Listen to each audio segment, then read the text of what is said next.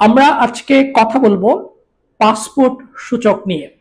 Passport সূচক যখন প্রতি বছর প্রকাশিত হয় তখন বাংলাদেশের প্রিন্ট এবং ইলেকট্রনিক্স মিডিয়া এটাকে একটা সিম্পলি সংবাদ আকারে প্রকাশ করে এবং পরে এটা আমাদের লোকচক্ষুর আড়ালে চলে যায়।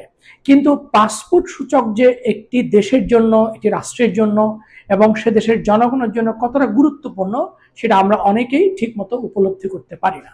আপনারা হয়তো অনেকে জানেন 199টা দেশের পাসপোর্ট নিয়ে এবং 277টি দেশের ভ্রমণ গন্তব্য নিয়ে যুক্তরাজ্য ভিত্তিক একটি প্রতিষ্ঠান হ্যান্ডলি অ্যান্ড পার্টনার্স প্রতি বছর এই পাসপোর্টের সূচক প্রকাশ করে, অর্থাৎ শক্তিশালী পাসপোর্ট সূচক প্রকাশ করে। 2025 সালের পাসপোর্ট সূচক অনুযায়ী বাংলাদেশের পাসপোর্টের অবস্থান হচ্ছে 100তম, যেটা গত বছরও ছিল, অর্থাৎ 2024 ছিল 97তম। এই যে 199টি পাসপোর্টের মধ্যে বাংলাদেশের অবস্থান 100তম। অনেকেই মনে করতে পারেন 97 থেকে হয়তো 100তে হয়েছে, কিন্তু এই যে 199টি পাসপোর্টের মধ্যে বাংলাদেশের পাসপোর্টের অবস্থান 100তম হওয়া, এইটা বাংলাদেশের মানুষের জন্য, রাষ্ট্র হিসেবে, দেশ হিসেবে বাংলাদেশের জন্য খুব একটা সম্মানের নয়। আপনারা অনেকে জানেন প্রায় 1 কোটি থেকে 1.5 কোটি লোক বিদেশে বসবাস করে।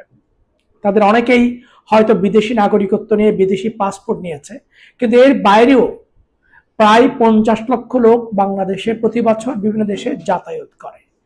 এই বাংলাদেশের পাসপোর্টের সূচক অনুযায়ী যেহেতু 100তম বা গত বছর ছিল 97তম, এই যে পাসপোর্ট সূচকে দুর্বল পাসপোর্ট বলে এই মানুষগুলোকে নানান ধরনের হয়রানি এবং বিড়ম্বনার শিকার হতে হয়।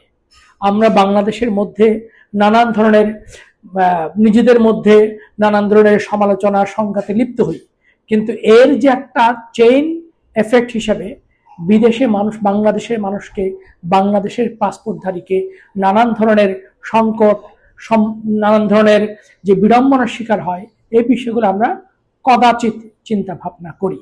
এখানে মনে রাখতে হবে যে পাসপোর্ট সূচকে আপনার অবস্থান কোথায় এটাই নির্ধারণ করে রাষ্ট্র হিসেবে আপনার দেশে সিকিউরিটি কি অবস্থা, আপনার দেশের নিরাপত্তার জায়গাটা কিরকম, আপনার দেশের মানবাধিকারের জায়গাটা কিরকম। এই জিনিসগুলো কিন্তু পাসপোর্ট সূচকের মধ্যেই নির্ধারণ করে।